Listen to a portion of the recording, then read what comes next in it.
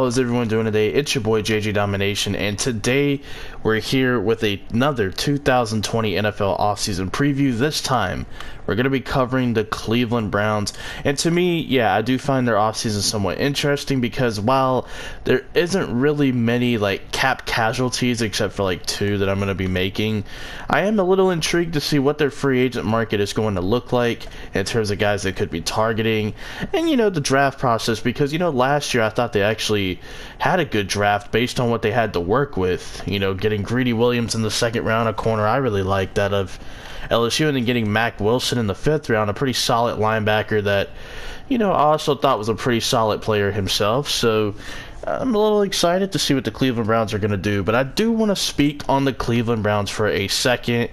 The Cleveland Browns, to me, they're the definition, and not so much the definition, but an example of just being a talented team that can't win. Talent doesn't win games, man. You know what I'm saying? Like, it takes the coaching, it takes a lot more than just being really good athletes. You have to be able to play, you have to be able to execute, and this team is like the polar opposite of that. They're just a primary example of why just being talented isn't enough.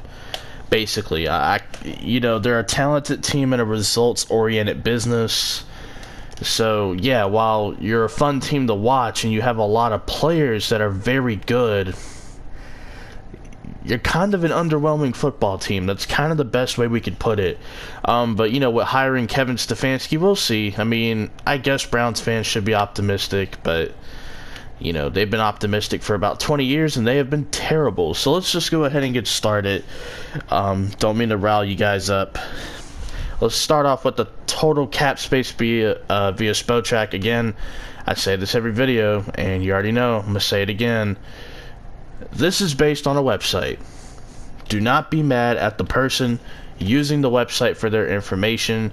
Be mad at the damn website, okay? Because a lot of people use this website to keep up with finances for all of the football teams. So the total cap space via Spotrac, $48.9 million. It's actually a pretty damn good amount for a team like Cleveland, who they do have some pricey players on their team, guys they'll probably have to pay in the future, but they do have a good number of cap space. But you know what, it ain't good enough. I want more.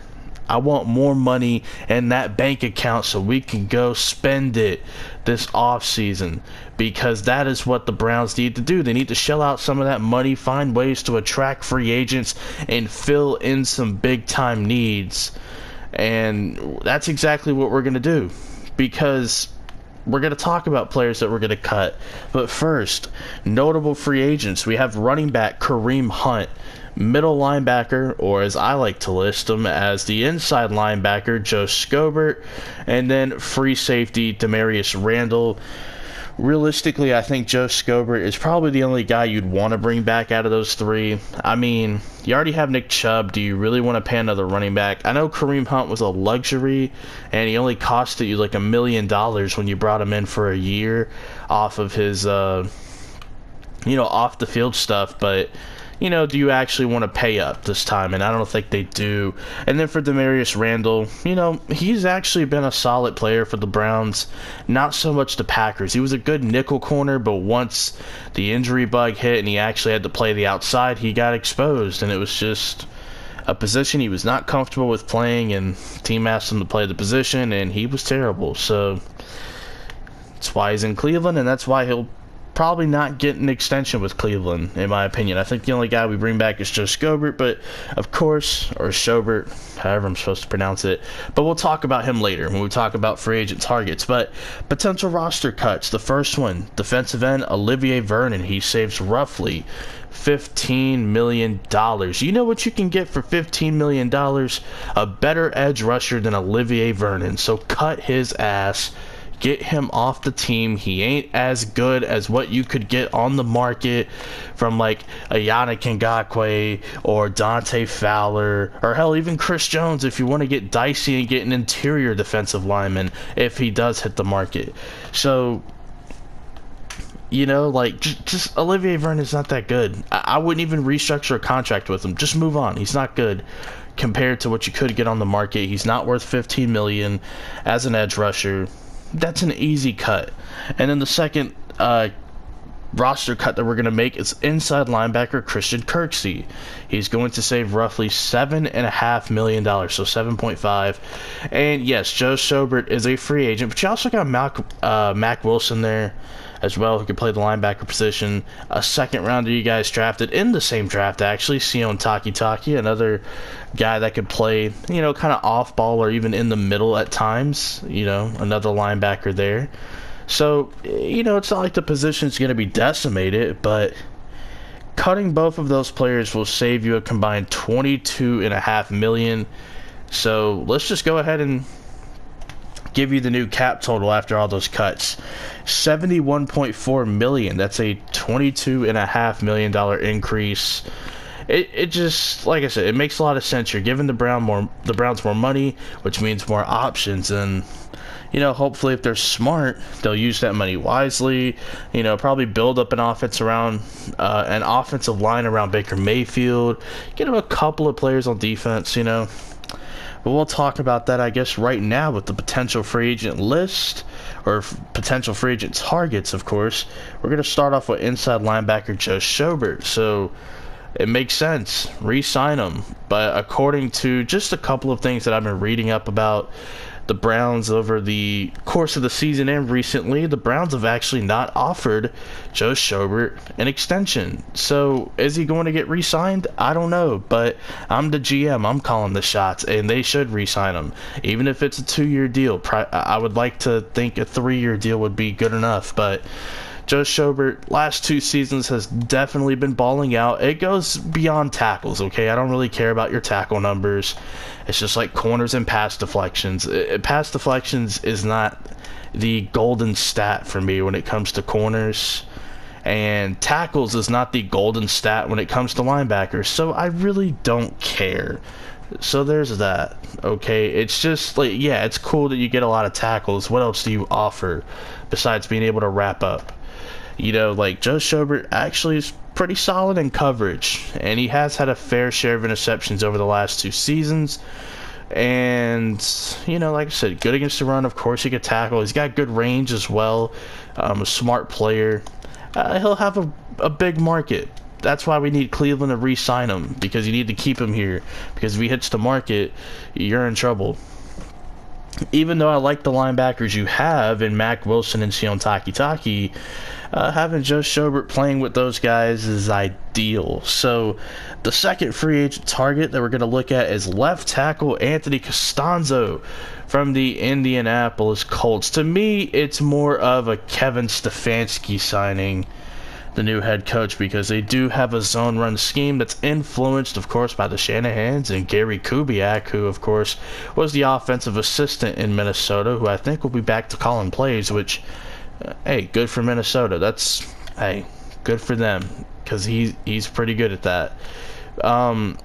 When it comes to Costanzo, you know, he can move around. You know, as an offensive lineman, he has the ability to move around, works pretty good in space, and he's a good pass protector. And he's actually not a bad run blocker, but he's more known, of course, for his pass blocking and being able to move around. I feel like he'd be a good fit. He'd be a good short-term option for a left tackle while this team hopefully goes to look for either their replacement, you know, or a guy that can come in and play right away and then transition back over to left tackle. So to me, the Anthony Costanzo free agent target makes a lot of sense. The third guy that we're going to be looking at is offensive guard Brandon Sheriff.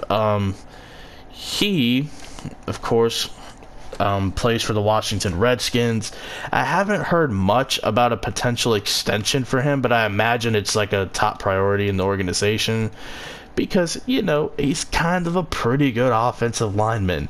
But, man, you talk about what's his name, Joel Bitonio and Brandon Sheriff as your 2 guards. Like, hey, that's pretty good. It's a hell of a come up. And then JC Treader, who's a pretty solid center.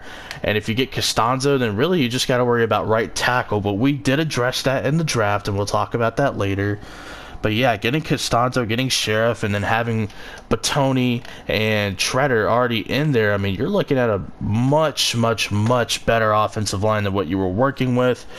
Having guys like Kendall Lamb and Justin McCray and Greg Robinson playing on your offensive line, yeah, I'd say this is much more of an upgrade. Another free agent target we're going to look at, though, is defensive end Robert Quinn.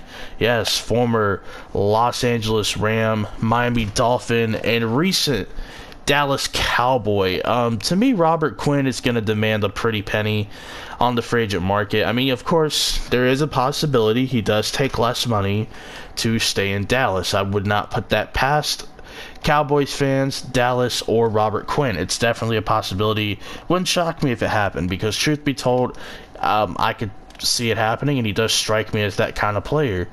You know, to take a pay cut for the better of the team. I think he didn't do it in Miami, but I think he'd do it in the later stage of his career. But I like the fit of Robert Quinn across the defensive front from Myles Garrett, and then of course you have Sheldon Richardson and Larry Ogunjobi from the defensive tackle spot. Robert Quinn, just another veteran who can get it done, a proven guy in the business. And like I said, he's going to be a good complementary pass rusher to Myles Garrett, because Robert Quinn is one of those guys who still has a high motor and can still play at a high level. So it's not like you can't take him lightly. You know, if he starts to get it going and Myles Garrett is constantly being double teamed, that can get it going, you're talking about a defensive line that is going to wreak havoc. And to me, Robert Quinn is an upgrade, at least right now, from Olivier Vernon, just based on what I've seen recently. And then the final guy that we're going to go after, a final free agent target, is going to be safety Anthony Harris, a name that you've probably been hearing this year a lot. You know, a breakout performance from him on the Minnesota Vikings, similar to DeMonte KZ, which is kind of funny because KZ will be a free agent next year, as either next year or the year after, but you know, right now Anthony Harris is a free agent, and Anthony Harris broke out. You know, he had 7 interceptions this year, similar to KZ, who had 7 interceptions last year, but he's a playmaker. He's the only cornerback this year. I cannot speak. He's the only defensive player to intercept Drew Brees, Russell Wilson, and Aaron Rodgers this season. I know it's completely random, but it's true. He intercepted Drew Brees in the postseason. He intercepted Russell Wilson, I believe, on Monday Night Football. And I think also he intercepted Aaron Rodgers on Monday Night Football. So when the lights are bright, Anthony Harris is picking off your favorite elite quarterback. So yeah, there's that. But seriously, it goes beyond just coverage. He's very disciplined. He has worked well in the Mike Zimmer defense. I know he's surrounded, you know, with Harrison Smith back there. Of course, it's going to help make his job easier, because Harrison Smith is still one of the best safeties we have in the game, and kind of, I wouldn't say he's underrated, but definitely underappreciated. I don't think he gets talked about enough. But Anthony Harris, just the breakout year that he's had, and we've seen this before, and I'm not saying that the same thing is going to happen to Anthony Harris, but we've seen guys get paid off of 1 year's worth of production, and they kind of phase out. I'm not saying that's going to happen to Anthony Harris, but I hope this is not a 1 year, one hit wonder. I hope this is a guy that could actually provide the same thing he just did for other teams, and potentially the Vikings if he, you know, does get re-signed. Once he gets that bag, he better not just take his foot off the gas. You got to play like you're still playing for a contract. You got to play hard, play with the same energy, because the way he played this year, there's an argument to be made. He looked like one of the better safeties in the game from a playmaking standpoint, and just being consistent, not being a liability, you know. I think Anthony Harris will get a lot of looks in free agency if he hits the open market. My first round pick for this team, again, if you have not seen my mock draft, what are you doing in your life? Watch my 2020 mock draft 1.0. It is a pretty good one. I plan on updating it after the combine. But my first round pick for the Cleveland Browns was offensive lineman Tristan Wirfs. I have him listed as a tackle slash guard. I mean, he is coming into the draft as a tackle, but I like his potential at guard. I think he has a better chance of being a really good guard, aside from a really good tackle. But I hope he comes into the league and kicks ass as a tackle and proves me wrong. But I really like him as a guard. And the way that I have it looking, if the Browns are able to get Costanzo and Brandon Sheriff, you're looking at an offensive line with left tackle Anthony Costanzo, left guard Joe Patonio, center J.C. Treader, right guard Brandon Sheriff, and right tackle Tristan Wirfs. You're looking at an offensive line filled with studs, guys that are going to get the job done in the run game, guys who are going to, fare well in pass protection. That's a much upgraded offensive line from Greg Robinson, Joel Patoni, J.C. Treader, like Justin McCray, Kendall Lamb. That is such an upgrade over those guys. So yeah, if Tristan Wirfs comes here along with those signings, hell yeah, that's a much better offensive line. And that's kind of one of the issues we talked about for Cleveland. What was one of their biggest issues last year? The offensive line. Baker Mayfield was not sacked a ton compared to some of his competition, but man, was he pressured on a lot of downs. He wasn't sacked all the time, but he was pressured a lot. Some other positions, though, that this team should address during the draft. Looking at offensive line, definitely. Because if they do whiff on some free agent signings, if they can't get some free agents to come to Cleveland on the offensive line, definitely going to have to do it in the draft.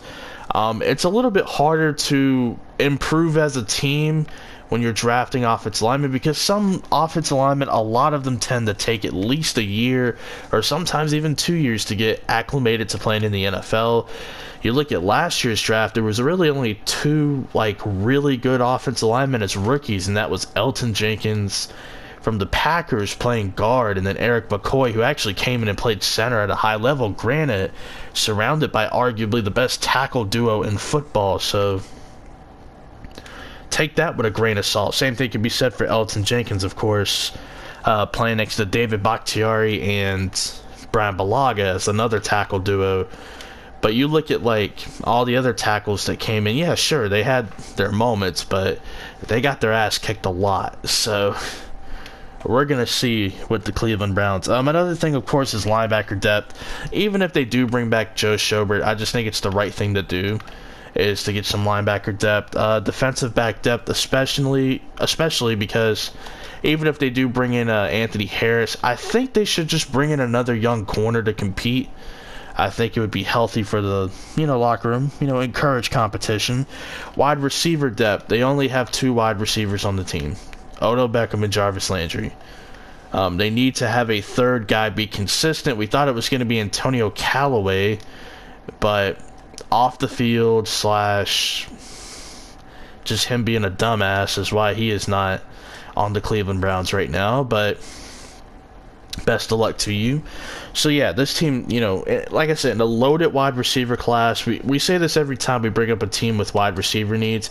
It's a loaded wide receiver class. You don't have to draft a guy in the first 2 rounds to find a talented wide receiver that can come in and produce right away. So for Cleveland, hey, it doesn't have to be that big of a priority. And then running back depth, if they do lose Kareem Hunt, it'd probably be a good idea to find a guy who, can fill a similar role. I'm not saying he'll be similar, but a guy that can fill in a similar role. So that is my off-season preview for the Cleveland Browns. The next team I will be covering is going to be the New York Jets. That should be an interesting one as well. Another young team with another 2018 NFL Draft quarterback. Of course, we're talking about Sam Darnold. And hopefully you guys enjoyed that one, and hopefully you guys enjoy this one. And peace out.